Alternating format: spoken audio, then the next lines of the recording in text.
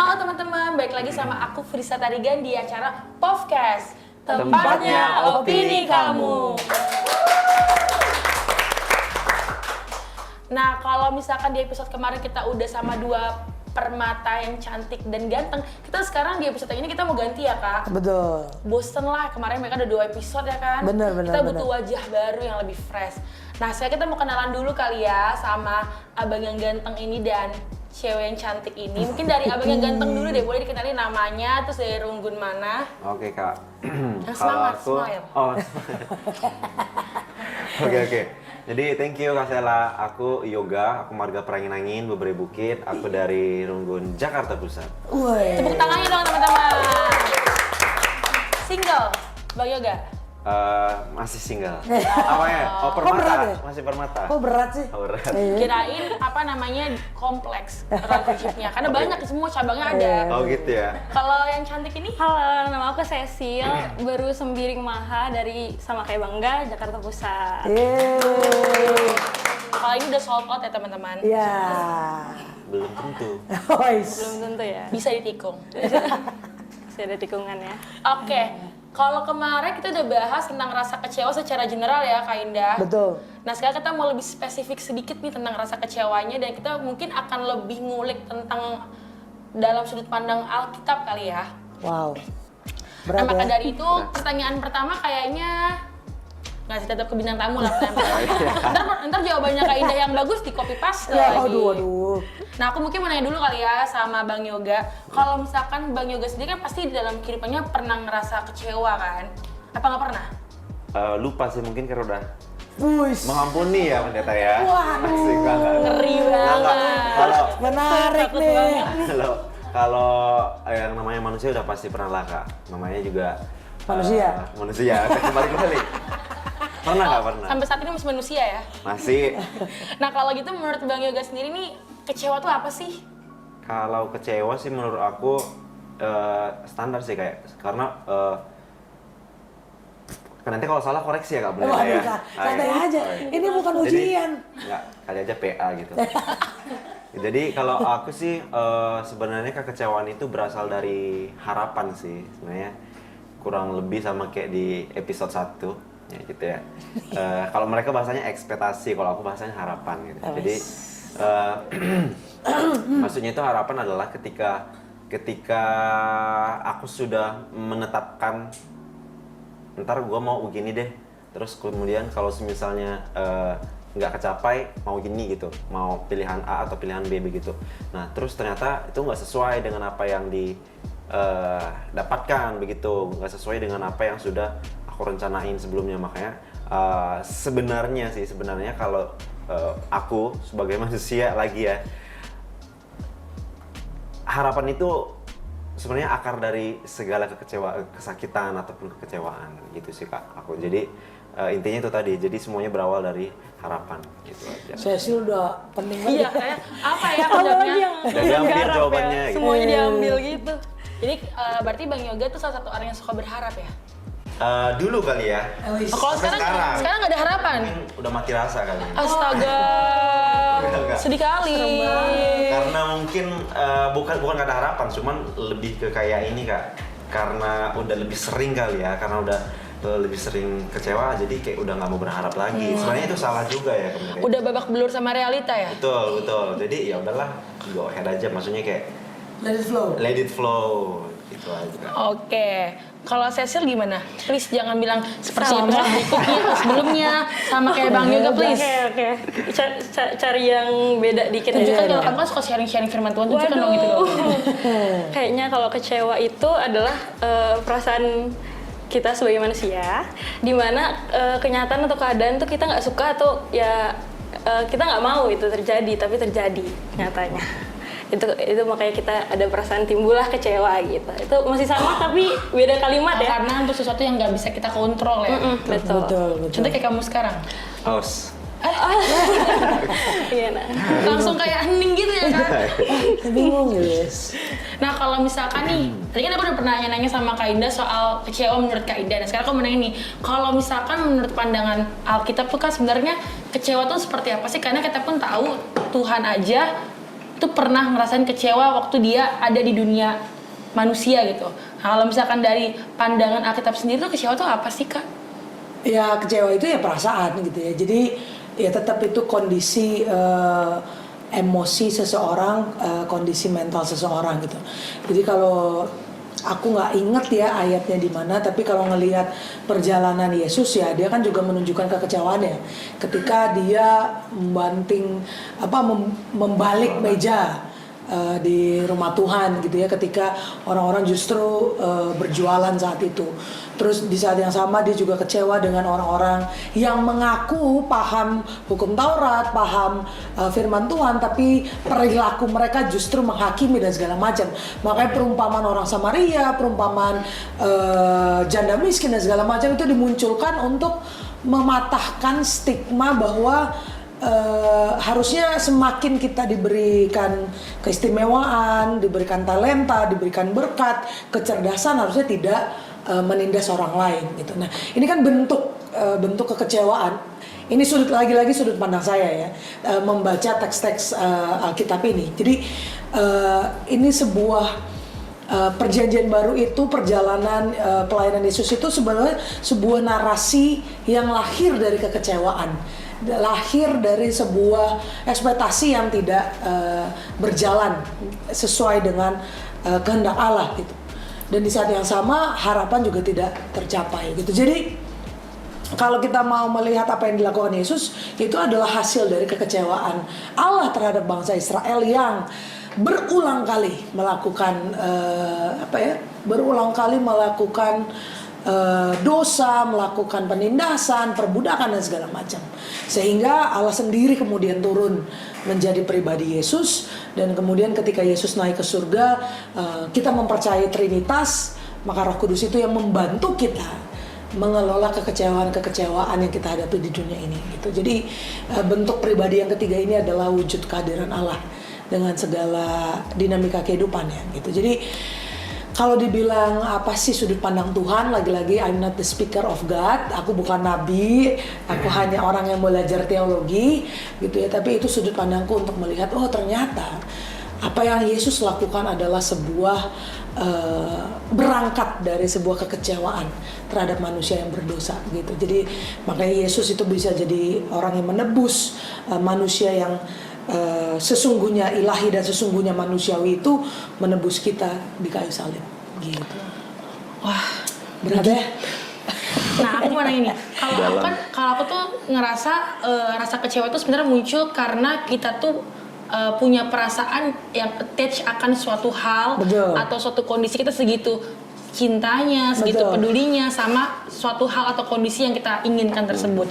Mereka tuh semua ngomongin tentang perasaan. Nah, aku mau nanya deh, kalau menurut Cecil sendiri, sebenarnya kita sebagai manusia tuh boleh nggak sih terlalu dikontrol atau dikendalikan oleh perasaan kita?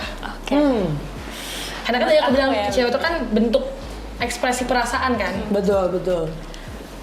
Terlalu dikontrol oleh perasaan, Dikendalikan oleh perasaan. terlalu dikendalikan oleh perasaan. Sebenarnya harusnya logika sama perasaan harusnya berjalan bersamaan ya. Kalau misalnya terlalu perasaan kali, kalau misalnya nggak pakai logika kita banyak ditipu orang. Kalau misalnya pakai logika kali kita kayak nggak punya hati, padahal kayak Tuhan kasih kita hati gitu. Jadi menurutku nggak boleh terlalu dikontrol sama perasaan, tapi juga harus sedikit dipakai logikanya gitu. Tapi sejauh ini saya pernah nggak sih punya pengalaman ketika saya mengalami suatu rasa kecewa itu karena saya terlalu mengandalkan perasaan Cecil. Jadi logika-logika yang sebenarnya mungkin muncul itu Cecil abaikan. Pernah, kayak aku pernah kayaknya. Ini mau nangis gitu loh. Enggak nangis. Pernah sih, ya itu ya dampaknya nggak bagus juga sih buat diri sendiri ya, sama ke lingkungan, hubungan sama orang-orang juga, karena maksudnya terlalu emosional atau terlalu misalnya kecewa, terus habis itu aku mengandalkan perasaanku kayak oke, sedih nih, Dirasain banget nih si kecewa ini itu, jadi sama orang-orang jadi sensitif kayak nanti juga dikecewakan lagi atau gimana. Jadi dikontrol sama perasaan kan gitu. Jadi suka cari-cari masalah gitu ya? Iya. Loh. Oke, berarti sebenarnya wajar ya Kak kalau kita tuh dikendalikan sama perasaan. Terus ada momen-momen dimana kita terlalu pakai Ada perasaan momen, kita iya, kan? tapi menurutku emang nggak baik sih. Kalau Menarik. Bang Yoga sendiri pernah nggak terlalu dikendalikan oleh perasaan?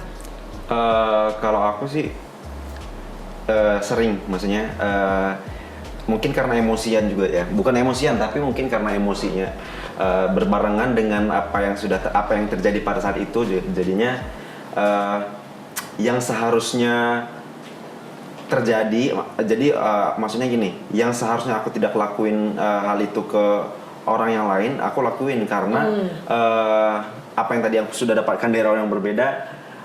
Buah dari kekecewaan itu adalah aku ngelakuin hal yang salah dan yang sama ke orang lain lagi gitu. Jadi dampaknya buruk sebenarnya, tapi ya emang yang namanya kita manusia dan yang memang punya, sebenarnya nggak boleh juga karena ini aku takutnya dibilang pembelaan juga kayak yang dibilang pendeta ya. Tapi ya harus belajar, harus belajar karena gini, mungkin ini ya masih harus butuh banyak case yang harus kita hadapi, jadi sehingga kita lebih terlatih begitu. Maksud aku tadi mungkin karena memang masih manusia gitu ya, ini merupakan sikap yang manusiawi sih menurutku. Oke, sebelum kita lanjut nih teman-teman dan Kak Indah ke pertanyaan yang lebih greget lagi nih, kita mau nonton dulu nih tanggapan dan opini teman-teman kita tentang rasa kecewa yang pernah mereka alami itu seperti apa sih? Check it out.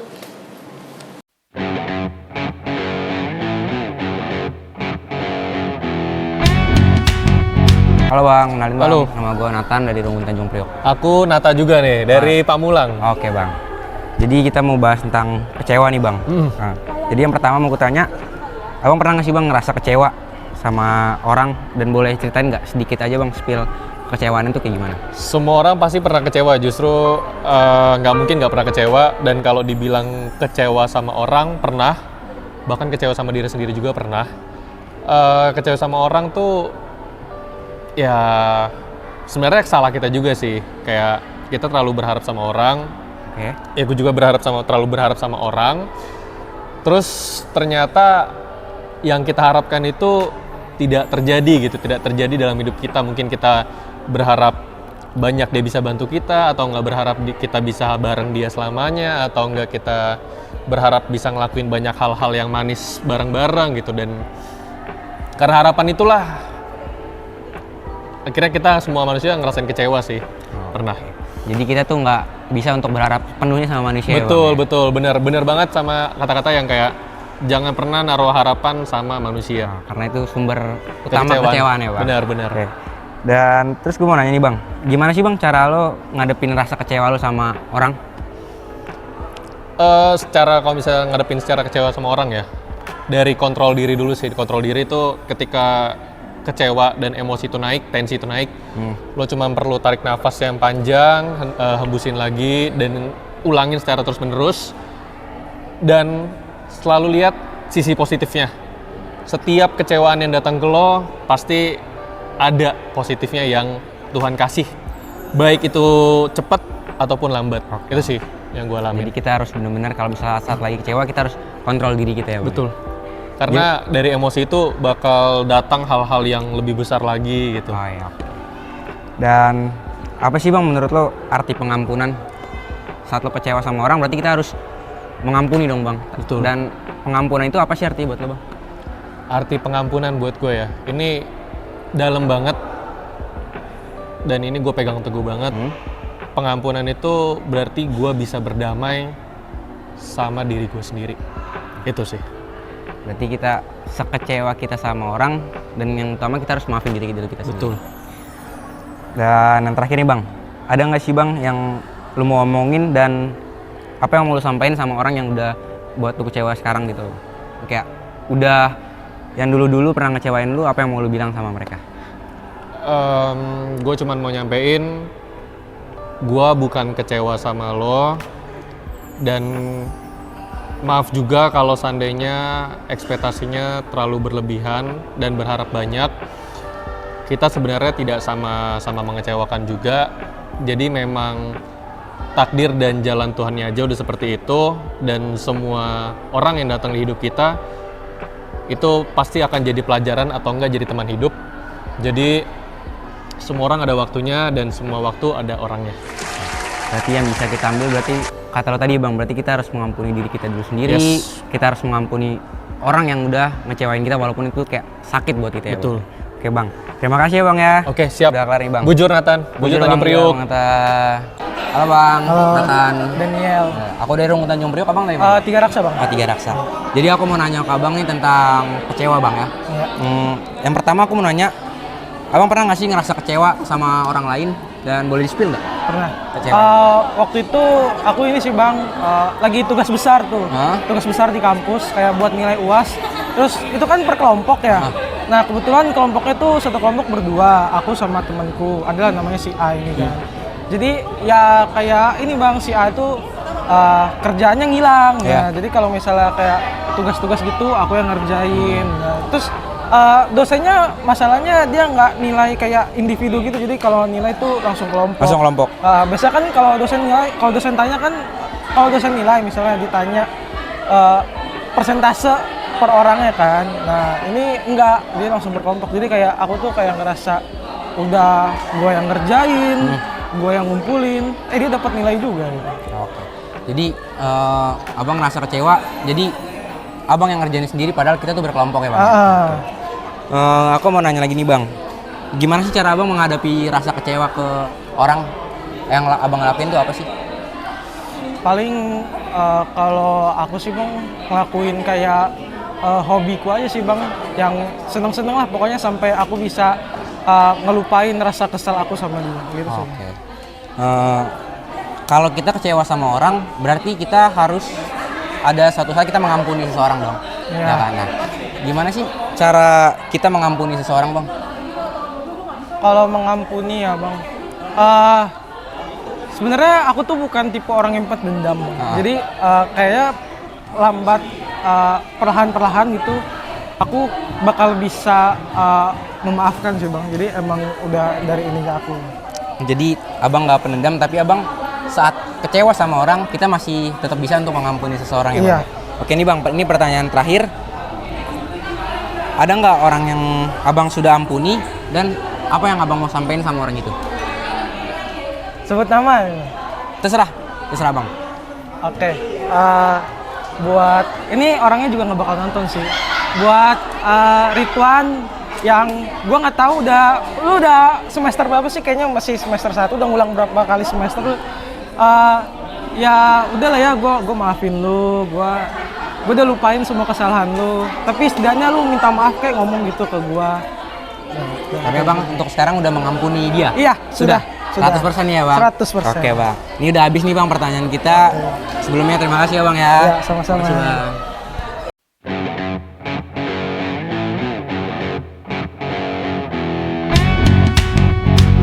Nah, jadi itu udah nonton nih ya, Kak Indah dan Bang Yoga dan Iya, Cecil. iya. Ternyata teman-teman kita yang di runggun-runggun lain tuh juga pernah ini yang namanya ngerasain kecewa. Bahkan tadi kita juga udah dengerin nih opini mereka tentang rasa kecewa tuh menurut mereka tuh apa, cara mereka mengatasi rasa kecewa itu seperti apa. Dan ini aku mau angkat ke pertanyaan aku yang berikutnya.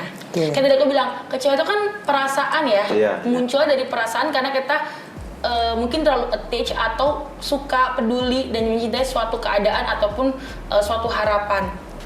Nah, kita kan tumbuh di gereja GBKP ini kan dari kita kecil ya. Kita udah di sini dididik di keanggotaan gereja GBKP dengan segala budayanya yang mungkin kita udah pelajari dan kita akhirnya menerima itu dari kita kecil sampai kita di umur yang sekarang. Bahkan kayak Bang Yoga dan Teset pun sampai jadi pengurus tuh kan mereka karena saking pedulinya dengan gereja kan, mencintai gereja kan, pasti Bukan terpaksa. Bukan terpaksa. Nggak terpaksa kok. Kalau terpaksa kan nggak mungkin ada rasa kecewa terhadap karena kan nggak attach kan. Karena nggak peduli kan. Karena nggak peduli. Iya, benar. Betul. Nah sekarang aku mau nanya nih, kira-kira nih dari Bang Yoga sendiri nih setelah bertumbuh di GBKP ini, ada nggak sih perasaan kecewa akan budayanya atau orang-orangnya atau struktur organisasinya atau dengan keseluruhan gerejanya sendiri? Pernah nggak sih ngerasa kecewa? Kalau secara kayak Kak Sela tadi bilang struktur organisasi atau secara keseluruhan GBKP ini udah pernah kecewa atau enggak, sebenarnya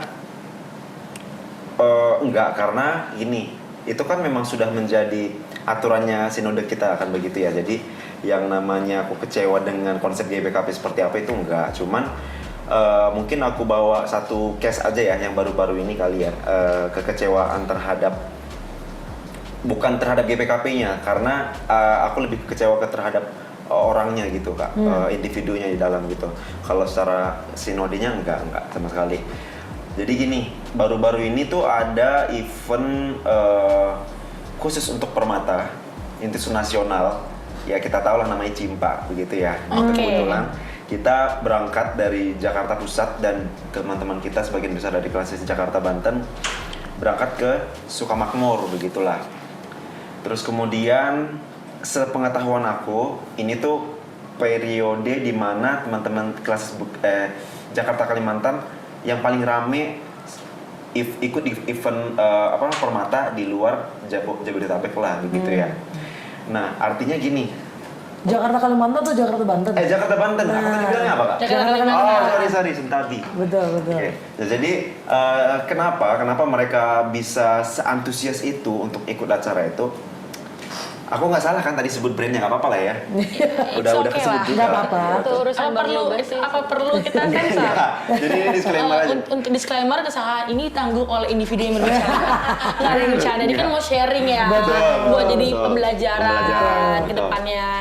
Nah jadi kita itu berekspektasi dengan berharap bahwa acara yang akan kita dapatkan di sana itu benar-benar sesuatu yang mungkin kita nggak dapatkan di sini lah begitu, jemaat GBKP atau Permata yang ada di Jakarta sekitar lah begitu. Nah secara spesifik lagi aku bawa untuk diriku sendiri. Kebetulan nih puji Tuhan banget waktu itu memang kita terpilih mewakili kelas Jakarta Banten untuk lolos seleksi masuk ke Sayembara Vokal Solo waktu itu 10 besar.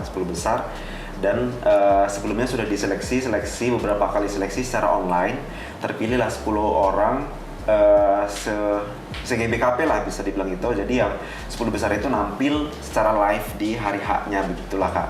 Nah singkat cerita masuklah technical meeting secara online. Nah keluarlah peraturan yang memang menurut aku itu pribadi tidak logik lah begitu ya, kayak maksudnya yang namanya pertandingan ya harus memprepare apa yang kita butuhkan, apa yang peserta butuhkan itu memprepare sendiri begitu Kak. Sedangkan peraturannya yang memang menurutku bukan peraturan untuk pertandingan sih, masa ada pertandingan di hari H tapi khusus untuk peserta-peserta yang ada di Sumatera Utara nanti beberapa minggu terus beberapa hari akan ada latihan bersama pemusik yang akan dilombakan nanti begitu, latihan bersama pemusik yang akan nanti membawa acara ataupun yang akan mengiringi di hari H nanti. Sedangkan kita yang di luar, dan memang sayangnya sekali memang yang di Pulau Jawa memang hanya kita yang ikut begitu Kak, yang terpilih lah ikut kesana. Jadinya kan otomatis juga bisa latihan sama pemusik dong gitu. Jadi itu yang membuat sedikit kayak ngerasa aneh kok bisa kayak gitu sih. Terus kemudian dapat dari saran dari teman-teman yang lain juga, pertandingan masa ada latihan bareng pemusik, terus kemudian kenapa harus bukan dikhususkan sih, tapi kalau emang ada pesertanya di luar dari daerah itu, kenapa dibuat peraturan yang memang tidak bisa dijangkau sama yang di luar daerah itu begitu. Itu yang pertama. Terus kemudian yang kedua mungkin dari sisi bukan properti tapi kayak bisa dikatakan bukan alat bantu juga sih, maksudnya kayak apa yang bisa membuat kamu terlihat lebih wow nanti pada saat grand finalnya, penunjangnya itu kamu bisa bawa. Contohnya lah entah itu ada penari-penarinya atau ada paduan suaranya atau semisalnya nih backing vokal betul atau musik tambahan atau pemain musik tambahan. Nah itu kembali lagi kayak yang pertama tadi yang kami anggap itu, kalau sebaik mungkin kalau semua peserta ada yang memang tidak bisa memenuhi hal itu, sebaiknya sih harusnya nggak boleh. Maksudnya kan supaya memang fair lah begitulah ya. Itu juga sebenarnya kita dapatkan dari beberapa usulan dari teman-teman yang memang ikut di acara itu dan yang tidak ikut lah begitu, tapi tahu peraturannya seperti apa. Nah, nyatanya di hari H ternyata hanya ada 1-2 orang peserta yang menggunakan penunjang yang kayak tadi aku bilang tadi, yang bisa memang membuat penampilannya itu memang lebih wow begitu. Sebenarnya ini bukan merasa iri atau bukan menjatuhkan juga, enggak, cuman sharing betul ya Kak ya. Yang namanya juga tadi. Jadi ini tuh cerita. Jadi ini adalah dasarnya, maksud aku nanti ujungnya seperti itu. Jadi terus kemudian ada 1-2 orang peserta yang memang menggunakan itu, dan kebetulan memang mungkin di kelas yang bersamaan juga kali begitu. Nah, terus kemudian selain dari yang prepare itu, aku juga, kita udah jauh-jauh nih datang dari Jakarta begitu ya Kak. Kita bahkan udah rela reschedule tiket dari malam ke subuh, dan puji Tuhannya kan waktu itu tiba-tiba hari libur ya, hari Rabunya ya. Karena kita rencananya di awal Rabu malam berangkat dan Kamis pagi langsung nampil gitu, langsung grand final. Jadinya benar-benar nggak ada persiapan sama sekali gitu. Nah, jadi karena ada mukjizat waktu itu, tiba-tiba libur di hari Rabu, kita buru-buru reschedule ke subuhnya supaya bisa latihan prepare. Nah, ternyata pada saat nyampe juga kita mau latihan pun dengan janjinya di jam berapa, misalnya nih janji jam 2 nih, ternyata dimulai dari di jam 8 malam. Nah, gitu kan sebenarnya itu udah kesalahan berikutnya, memang menurut kita udah nggak oke lah begitu, maksudnya nggak profesional istilahnya begitu Kak. Nah, terus kemudian pada akhirnya jadi dampak yang aku dapatkan di situ adalah dengan kurangnya prepare, terus kemudian dengan tidak adanya persiapan yang matang.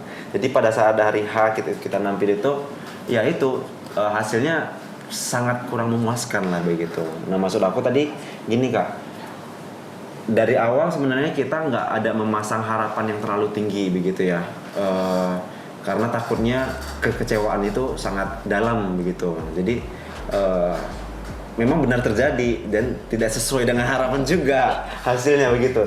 Tapi dampaknya menurut aku sih sebenarnya kalau kita tidak memasang harapan juga salah juga. Tapi sebenarnya yang mana salah tergantung bagaimana kita memanagenya begitu. Yang benar apa? Yang benar. Jadi yang benarnya jadi bingung juga sih ternyata kan, makanya aku bilang tadi serba salah juga. Kalau misalnya kita nggak menaruh harapan juga salah, terus terlalu menaruh harapan terlalu tinggi juga salah begitu. Jadi artinya salah banget salah banget ya kayak, makanya Kayak Raisa ya. pusing juga. Makanya tadi mungkin ya begitulah, semoga lah itu Kak. Sheila tadi mungkin tadi pertanyaannya kalau pernah kecewa sama gereja, ya itu tadi saya kecewanya bukan sama GBKP-nya enggak, cuman mungkin dari sisi pribadi, lepas pribadinya orang-orangnya aja yang mungkin kayak kurang prepare atau mungkin kurang terlatih aja begitu aja sih. Mungkin kekecewaannya di situ. Nah, pemulihannya kalau dari bukan pemulihan, penyelesaian luar Karena itu biasa. ada pertanyaan selanjutnya yang Oh, iya, kita pertanyaan tanyakan. berikutnya. Karena benar, setelah ada kekecewaan, bagaimana cara memulihkan diri oke, kita? Bener oke. dong. Bang Igo udah Gila. baca pertanyaan. Cenayang. Jadi nggak apa-apa nih aku jawab. Nggak apa dong. Oh, nggak apa-apa ya. Oke, jadi Baik. solusinya dan cara aku memulihkan diri itu sebenarnya itu tadi ya, menerima aja gitu. Menerima aja, terus kemudian ya nggak boleh menaruh dendam juga ya. Takutnya menjadi kepahitan juga, ujung-ujungnya jadi benci begitu kan. Takutnya kalau jadi benci nggak ada apa-apa yang kita dapat, yang ada malah dosa juga kan. Yang kita membenci sesama ciptaan Tuhan, apalagi sama GBKP begitu. Itu aja sih Kak, tapi GBKP mantap lah. Tutup ya. Itu enggak Ditutupin ini ya. cara amannya. Betul. Berarti Bang Yogi ini orang yang berbesar hati ya. Betul. Aduh, kagum banget deh. Buat cewek-cewek boleh ya komen di bawah kalau mau tahu medsosnya. Mantap. Masih single kan? Masih Mencari? masih permata. Oh, mencari nggak tapi? Mencari. Tolong ya teman-teman yang perempuan-perempuan cantik. Sel, Ini sel. abang-abang langit SCBD nih. Asik. Boleh, boleh. Kalau berarti mungkin Boleh katanya. Boleh. Waduh. Pak Pendeta. Udah umurnya sih memang. Emang. Untuk abang ya. Aduh. Itu stereotip juga tuh. Iya bener ya Kak ya, harus. Kan itu kan Gimana? idealnya. idealnya, tapi kan yang namanya ideal kan kembali ke sudut pandang, bela Relatif. diri dulu kita. Kalau Cecil sendiri nih, apalagi kamu kan pengurus juga ya, Aduh, Sil, ya. dibawa Apakah lagi pernah pengurus. ada rasa kecewa gitu nggak sih sama gereja atau ya tadi kayak aku pertanyaan sama Bang Yoga sih, strukturnya, budayanya. Mungkin kalau aku dulu waktu sebelum kuliah ke Bandung di GBKP aku yang sekarang, tapi sebenarnya takut sih kalau ngomongnya. Aku pernah nih nggak tahu ya, mungkin adatnya bukan adat sih, budayanya GBKP. Aku kan suka pakai celana gitu ya kalau ibadah. Terus aku pakai celana jeans. Nah mungkin emang Moria itu apa ya? Ibu-ibu yang di gereja tuh emang kayaknya sering nasehatin gitu, nasehatin anak-anaknya biar janganlah pakai celana jeans. Nggak, kenapa? Kayak gereja, kayak main ke mall gitu kan. Bukan mamaku biasa aja. Terus aku bukan kecewanya, maksudnya saat itu aku kecewa gara-gara yang ngomong ini tuh Permata gitu, kayak maksudnya kayak berarti ini karena dia diomelin sama ibu-ibu, dia menjudge aku kayak jangan pakai besok jangan pakai jeans gitu, kayak nggak niat gereja, kata aku. Kayak gitu. Jadi mungkin karena itu jadi aku pindah lah ke Bandung kan kuliah, terus kayak ngapain di GBKP kalau kayak gitu ceritanya. Cuman puji Tuhannya solusinya langsung solusi aja kayak Bang Yoga. Rambut kamu nggak dikomen warna-warna. Biasa kan gini GBKP kan iya kan rambut. Jadi sebelum aku warna-warnain rambut ini, aku udah pasti tahu banget nih kalau namanya GBKP ya, penampilan tuh pasti dikomentari ya. Aku ke GBKP di Bandung, dan itu tuh maksud aku apa karena mungkin lingkungan baru dan semua orang tuh anak rantau banyak kan ya, terus aku merasa lebih berbeda gitu, tegurannya berbeda, Cara negurnya ya mungkin nggak yang kayak langsung tunjuk gitu. jeans gitu kayak bersalah kan. Takut banget Iya, gitu. aku kayak kalau yang waktu dulu sebelum aku Bandung tuh aku kayak aku berdosa gitu kan, aku takut ya. Nah semenjak itu aku suka warna rambut ini tuh masih normal, kadang biru kadang apa gitu, ini masih normal. Pas acara meninggal mamahku, warnanya ungu kalau nggak salah, itu aku juga udah siap-siap kali kayak ini pasti omongan benar saja terjadi ya, kayak anak-anak nggak benar gitu, padahal kan ya, penampilan itu tuh cuman Ekspresi ya. penampilan tuh penampilan, aku baik-baik aja loh dari Bandung juga baik-baik aja gitu. Belum tentu kan yang rambutnya hitam lebih baik kan? Betul sekali, Rambut bisa aku dilihat betul dari hitam ya. Betul sekali. Lagi hitam lagi rambut aku. Mungkin kecewanya ke orang ya, mungkin kayak gitu, kayak maksudnya tujuan gereja apa nggak tahu sih. Cuman aku sekarang kalau gereja emang sopan, yang penting sopan aja. Emang pakai jeans nggak sopan? Nah itu aku masih Itu juga aku bertanya-tanya sih sebenarnya sih. Aku Sebenarnya jeans itu sopan nggak sih kalau pakai jeans ke gereja gitu? Sebenarnya jeans, jadi gini, kenapa jeans? Jeans itu kan casual outfit ya. Kita menganggap itu tidak sopan karena kita merasa bahwa di gereja itu kan it's not casual. Formal. Iya, it's not a casual ceremony kan di gereja itu. Itu kan bukan perjumpaan casual. Ini kita masih ngomongin Indonesia ya. Dalam lebih spesifik lagi GBKP, kita ngerasa di gereja itu adalah perjumpaan sakral, ya nggak sih? Makanya ketika kita mau berjumpa di gereja beribadah, perjumpaan sakral itu tidak boleh dinodai oleh penampilan-penampilan atau perihal atribut yang merusak sakralitas itu. Itu konsepnya. Ya kan, konsepnya. Tapi nyatanya sebenarnya adalah kecurigaan saya, kita kan belum ada data ini. Kita kan ngomong ini hanya karena preferensi orang aja, ya nggak sih? Datanya belum ada. Sayangnya jeans itu kan memang mencetak lekuk tubuh. Lagi dan lagi kita perempuan yang kena. Cowok mana pernah dimarahin pakai jeans? Karena bentuk tubuh perempuan. Lagi-lagi ini budaya patriarki. Ini resiko sebagai perempuan. Jangan ngangguk-ngangguk, ya. Jangan ngangguk-ngangguk. Ya kan? Oh iya, udah. Jangan. Ini emang gara-gara laki-laki. Laki-laki mana pernah dimarahin pakai jeans ke gereja? Jarang. Bahkan kayaknya memang pakai jeans deh. Kecuali udah bapak-bapak ya, mungkin pakai celana bahan.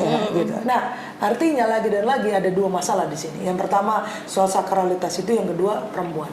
Tubuhnya jadi terekspos dan segala macam. Indonesia masih belum mapan pola pikirnya terkait bentuk tubuh, isu-isu ini, isu-isu gender, isu-isu seksualitas ini kita belum cukup mapan membahas ini, begitu. Jadi, dan yang ketiga itu udah masalah subjektivitas, itu udah masalah preferensi personal gitu. Terakhir saya melakukan perjalanan gereja Katolik yang begitu megah gitu ya. Ada orang pakai celana pendek gereja, kurang sakral apa gereja Katolik itu dibandingkan GBKP. Kita pun ornamennya cuma salibnya, habis itu ayat-ayat kan gitu ya. Kalau Katolik itu kan, patungnya megah banget kan gitu ya. Ada orang pakai celana pendek, lagi dan lagi budaya ya. Jadi sebenarnya buat saya sih masalah penampilan itu bukan prinsipal. Jadi jangan pernah diglorifikasi, jangan pernah kita mempermasalahkan itu sebagai masalah yang kayaknya kayak major gitu ya. Udah urgent banget. Tapi apa yang dialami Cecil tuh valid. Saya ngomong ini bukan berarti tidak memvalidasi apa yang kamu rasakan, Cecil. Tapi buat orang-orang gereja pada umumnya jangan pernah menganggap itu menjadi sebuah bahan menstigma orang lain. Apalagi warna rambut, penampilan itu nggak. Aduh, men 2023 lu masih judgement orang terhadap penampilan. Come on. Ini kayak kita hidup di zaman perubahan aja, kita nggak menghakimi orang lain kok. Padahal kita nggak pakai baju. Nah, Pernah hidup di zaman purba? enggak. Enggak soal sejarah kayaknya. Oh iya. Saya suka ini.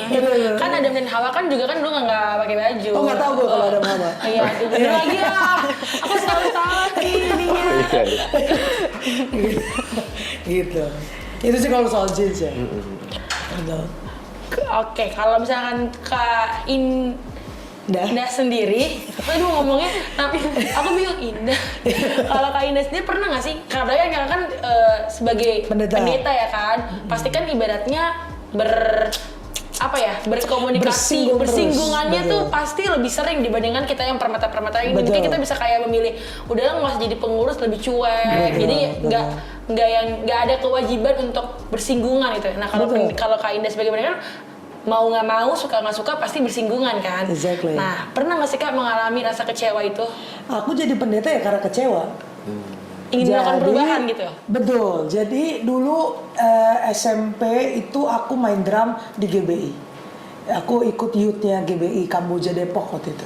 Karena aku bisa main drum. Drum pada era itu tidak diterima oleh GBKP. Zaman itu. Tahun berapa? Berapa tahun deh? Gue SMP. Sama terima kasih pertanyaannya Cecil gitu ya. Di 2023 gue SMP berarti sebentar. 2003 sampai 2006. Oh, oke. Nah, tua banget ya. Kenapa Kak kok belum diterima? Belum di BKP Depok waktu itu belum menerima adanya drum. Gitu. Karena Ya, memang belum lah. 2003 2006 itu masih organ kita GBKP gitu. Kita masuk drum itu kayaknya 2009, 2010, 11 itu mulai full band gitu ya. Betul gitu. Nah, gerakan karismatik itu kan udah lama, dari tahun 2000, 2003 itu lagi marak-maraknya tuh gerakan karismatik. Nah, teman-temanku itu banyak di GBI. Dan aku main drum. Lalu temanku dengan entengnya, dah main yuk, gitu. Main drum, bang. Nah, karena keluargaku semuanya pelayan GBKP, kakekku pendeta GBKP, papaku emeritus, mamaku aktif di Moria Klasis, kakakku aktif di Permata, gitu kan. Jadi terkesan aku yang anak paling berdosa di keluarga ini, kan gitu. Nah, akhirnya aku bilang, ya aku nggak bertumbuh, gitu. Aku bosan banget sama liturgi duduk diri gitu kan. Terus belum ngerti bahasa karo saat itu dan segala macam. Lalu aku berpikir, siapa orang yang bisa mengubah ini? Disitulah aku melihat peran seorang pendeta. Aku inget banget itu, aku masih KKR remaja. Aku lihat pendeta itu, wah signifikan juga ya perannya. Di situ aku komitmen untuk jadi pendeta. Dalam perjalanannya aku mencintai profesi ini, gitu.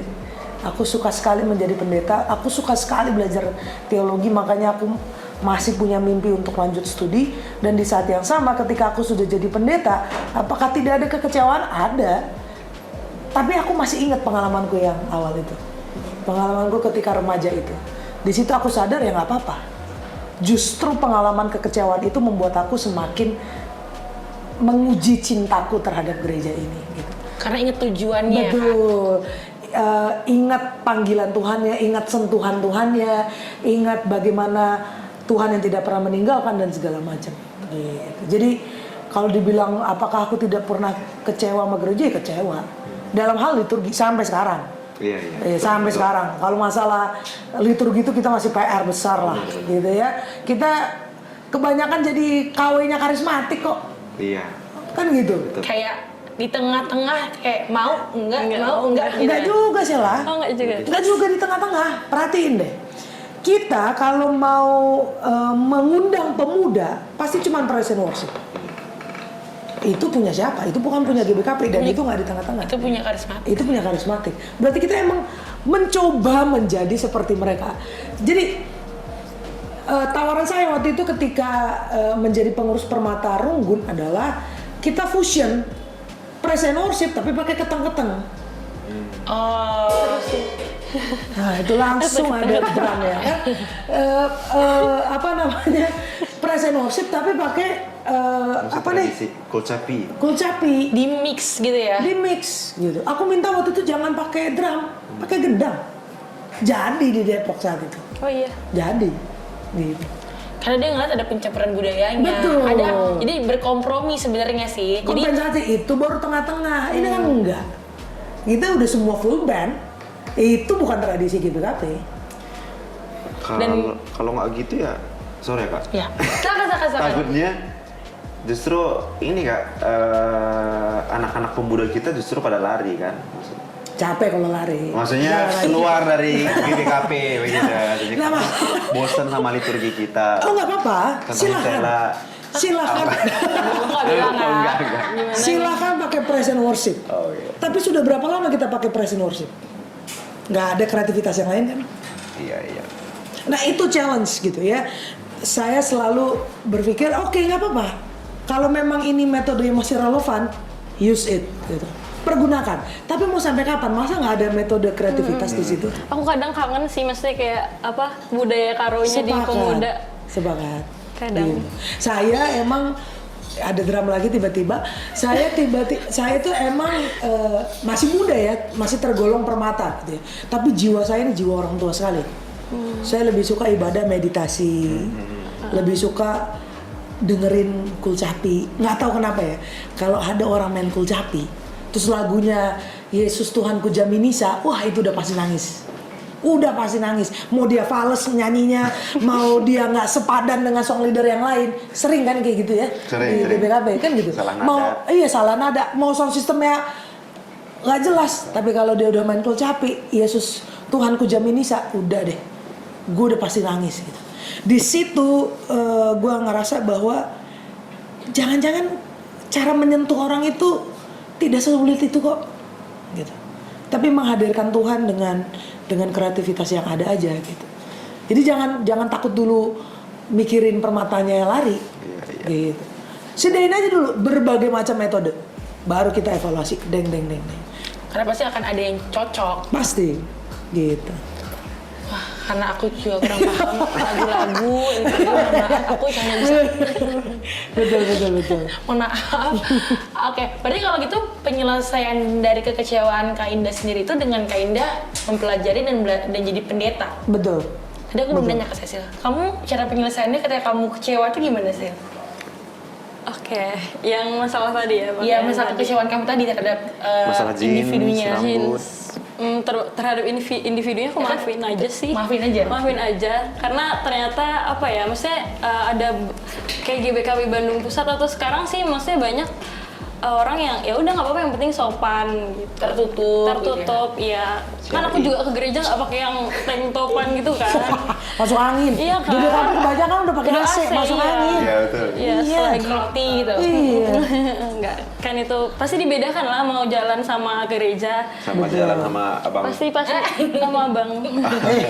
Abang-abangan. Abang-abangan pakai stick dong enggak ya? Beda ya candaan.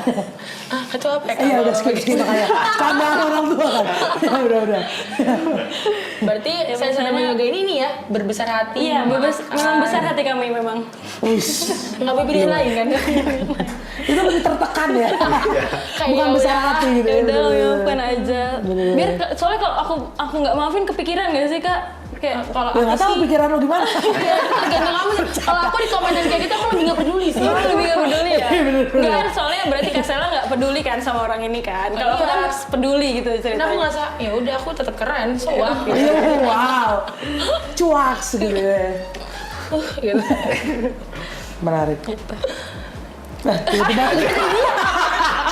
tiba-tiba hadir. Ini berlanjut dari kekecewaan ya. Biasanya kan ada orang-orang yang akhirnya kecewa dengan gereja, Iya, dengan iya. GBKP, dan dia memutuskan untuk pindah gereja nih. Aku tuh sebenarnya selain mau bertanya wajar atau enggak, aku tuh juga pengen kayak sharing aja sih perspektif aku. Misalkan contoh, ada satu orang dia nggak nyaman dengan budaya gerejanya atau sistem gerejanya. Kayak kan GBKP ini kan kita mostly itu kan pakai bahasa Karo budaya. Ada orang-orang yang mungkin yang kayak ke Permata tuh belum terlalu paham bahasa Karo, jadi pas dengerin firman mereka tuh nggak 100% mengerti dan memahami sebenarnya apa sih yang sedang dikhotbahkan. Betul. Dan akhirnya ini terlepas dari kecewa atau enggak ya, kita ngomongin sekalian juga budayanya, dan akhirnya mereka memutuskan untuk pindah aja deh gerejanya yang berbahasa Indonesia agar apa yang dikhotbahkan tuh mereka bisa memahami dan mengerti dengan jelas. Atau kayak dia bilang dia kecewa dengan gereja dan dia pindah gereja dalam artian daripada aku ada di lingkungan yang membuat aku tidak nyaman dan aku gerejanya juga jadi nggak khusyuk dengan ada rasa-rasa sebel atau dengki gitu, ya mendingan aku pindah gereja aja deh, dimana aku bisa bekerja lebih fokus, lebih nyaman, dan aku nggak ada merasakan perasaan yang seharusnya nggak aku rasakan. Justru kan jadinya dosa juga ya Kak, lagi gereja tapi kayak ada sesuatu yang kondisi atau orang yang nggak kita suka kayak maksudnya jadinya dosa juga kan sebenarnya. Karena ketika beribadah kita ingin beribadah sekusyuk mungkin, senyaman mungkin, biar apa yang kita dengar dan kita lakukan puji-pujian itu nyampe gitu loh pesannya. Nah kalau misalkan Kak Indah, aku sebagai pejabat penutup deh. Kalau misalkan menurut Cecil wajar nggak sih Iyalah. sampai mau pindah gereja dengan alasan entah dia kecewa atau dia kurang mengerti budayanya juga boleh? Wajar atau enggak ya? Aduh. Sebenarnya kalau misalnya pindah gereja itu kayaknya terlalu langkah yang besar banget gitu sampai pindah gitu. Menurut aku kayaknya kalau misalnya masalah bahasa atau masalah budaya itu masih bisa dipelajari kalau emang dia punya niat dari hati ya. Kalau misalnya kecewa itu juga bisa dibicarakan, maksudnya masalah dia sama Tuhan gitu loh. Bisa dibicarakan dulu. Kalau emang nggak bisa, kalau memang masih bisa diusahakan atau misalnya masih dalam konteks kayaknya Tuhan pengen dia di gereja ini untuk suatu hal gitu, itu layak diperjuangkan gitu. Cuman kalau sampai pindah kayaknya langkah besar itu harus benar-benar dipikirin sih Kak. Maksudku nggak yang wajar atau nggak yang sepele kalau pindah gereja menurutku. Jadi wajar apa enggak? Kalau masalah bahasa itu kurang sih maksudnya. Soalnya kan lahirnya kurang wajar sih, karena lahirnya juga orang Karo gitu, kecuali dia orang apa terus gereja di GBKP nggak mungkin juga ya, karena kalau baptis pasti orang Batak Karo ya. Enggak juga, kalau dia nikah sama orang yang kalau nikah Karo terus dia dikasih beru kan dia belajar bahasanya dari nol. Kalau aku sih maksudnya untuk stereotip orang Batak Karo kayaknya enggak sih. Kurang wajar. Kurang wajar sih kalau sampai pindah. Tapi banyak kejadian pindah sih memang di gereja-gereja yang lain. Gitu kejadian banyak sih. Kalau aku jadi ngomonginnya agak takut-takut gitu. Iya. Takut menyenggol sesuatu. Sana sini ya. Kalau dia Bang Yoga sendiri, menurut Bang Yoga wajar nggak? Kalau menurut aku Wajar aja sih. Mungkin tergantung tujuan itu tadi sama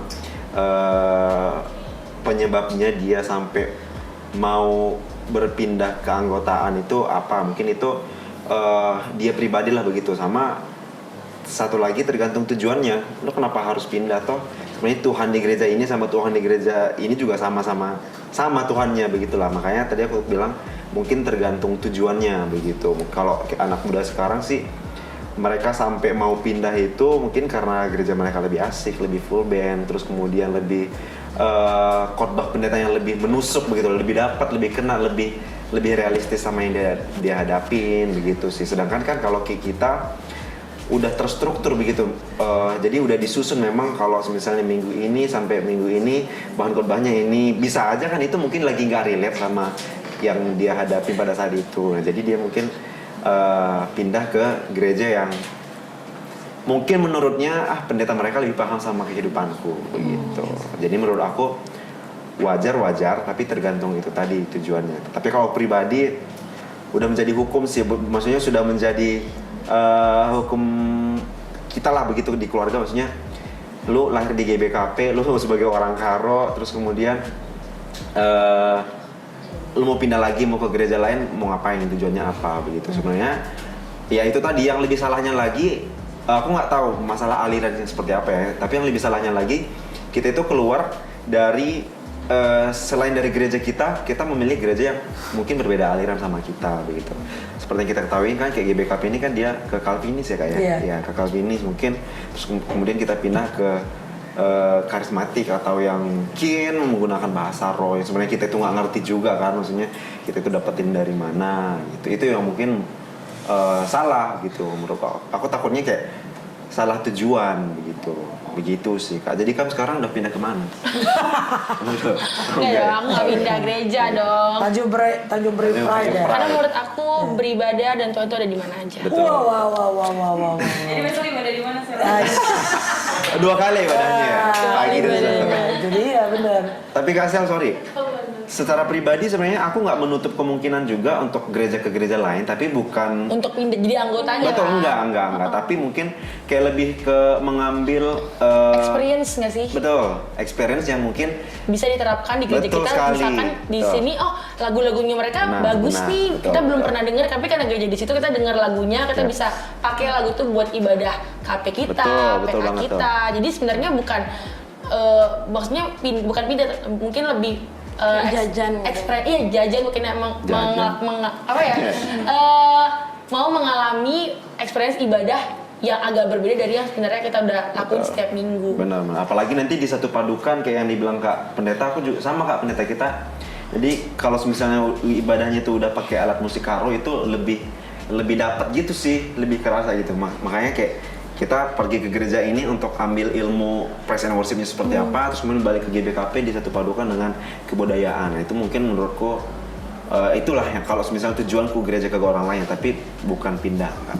Itu aja, Kak. Jadi nggak wajar kalau pindah atau gimana? Nah, Tergantung itu tadi. Itu sebenarnya pilihan Tujuannya sih. iya, Sih. pilihan. Tapi kalau pindah juga nggak menjamin kita juga bakal kecewa sama gereja yang kita pindah gitu kan? Sebenarnya mungkin karena di GBKP kan yang aku bilang nih, karena kita GBKP ini sistemnya keanggotaan, attach satu dan yang lain itu ngerasa ada keterikatan. Tapi kalau kita coba gereja di gereja-gereja yang lain, itu mereka tuh kita datang duduk dengan firman Tuhan, kita nggak attach sama individu-individunya yang lain, Iya. karena nggak terlalu keanggotaan. Karena kita dilahirkan dengan budaya yang sama dari kita kecil sampai kita segede ini, orangnya yang di gereja dia lagi. Sebenarnya attach ini sih engagement antara satu dan yang lainnya itu loh. Iya. Kalau di GBKP tuh itulah culture-nya kita. Aduh, aman banget aku.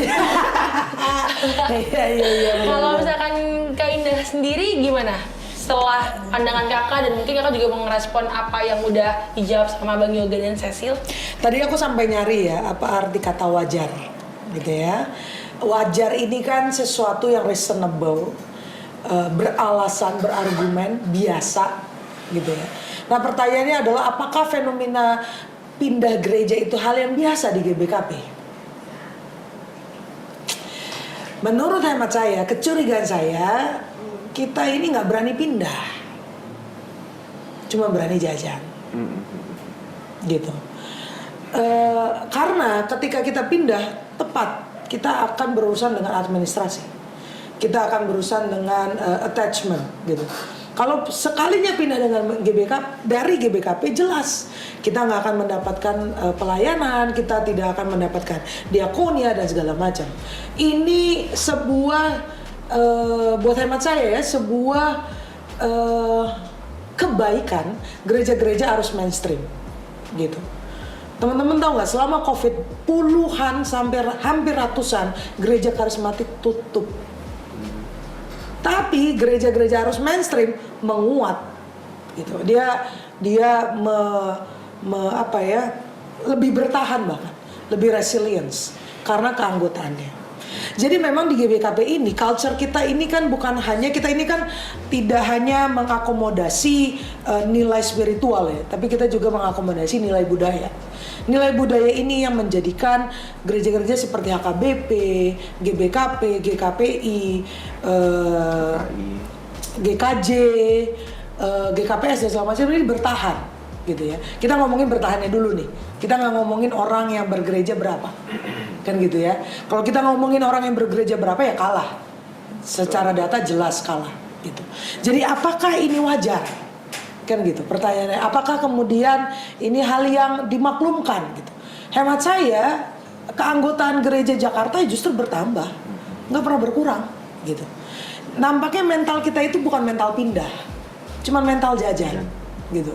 Cuman mental yang mau menikmati yang seperti Kak Sela bilang, menikmati suasana baru, menikmati experience yang baru, mengambil sesuatu yang baru dari luar dan segala macam gitu. Karena lagi dan lagi kalau memang itu yang dilakukan ya wajar, silakan. Saya adalah pendeta yang justru mengembrace pemuda, lu mendingan nikmatin deh gereja-gereja yang lain. Biar kita tahu bahwa ternyata GBKP punya keunikannya sendiri.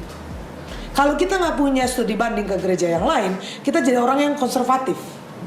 Ya, kita jadi seperti generasi-generasi sebelumnya yang menganggap GBKP itu keselamatan. Kan gitu. Padahal enggak. Gitu. Banyak gereja lain yang harus kita nikmati gitu.